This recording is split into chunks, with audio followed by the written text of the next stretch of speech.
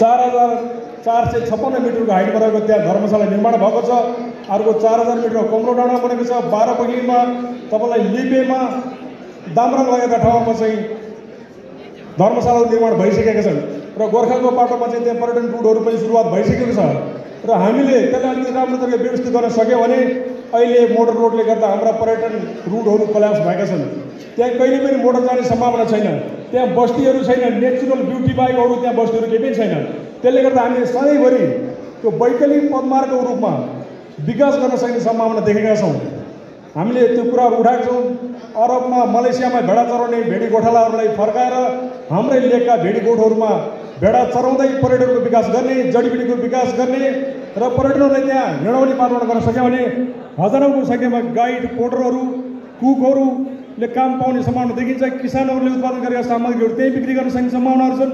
यी सम्भावनाहरूको खोजी गर्दै गर्दा हामी टान सहितको नेतृत्वमा जुन काम सम्पन्न गरेका छौँ, यो सम्पन्न भएका कामहरूलाई अब यहाँ विभिन्न एजेन्सीहरूका ट्रेकिङहरू सञ्चालन गर्ने पर्यटन व्यवसायहरू यहाँ मैले देखिरहेको छु।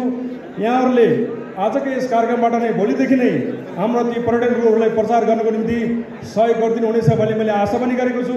यहाँहरूलाई सम्मान पनि व्यक्त गर्न चाहन्छु र अहिले यो समयको चापले गर्दा म अरू धेरै कुराहरू राख्न गइरहेको छैन। आज हाम्रो गाउँपालिकाको तर्फबाट केही कुराहरू राख्ने अवसर प्रदान गरिदिनु भएकोमा म आयोजकज्यूहरूलाई हार्दिक धन्यवाद दिँदै ह्याप्पी लोसारको शुभकामना फेरि पनि दिन चाहन्छु र हामीले तयार गरेको डिपिआर यहीँ हामीसँगै छ। म यो डिपिआरको कपीलाई हाम्रो आदरणीय श्रीमान सचिवज्यू र डिजी सरलाई चाहिँ उपलब्ध गराउनेछु भन्ने कुराहरू राख्दै मेरो भनाइ यहाँ गर्न चाहन्छु। धन्यवाद, नमस्कार। धेरै धेरै धन्यवाद दिन चाहन्छु दोर्जी गाउँपालिकाको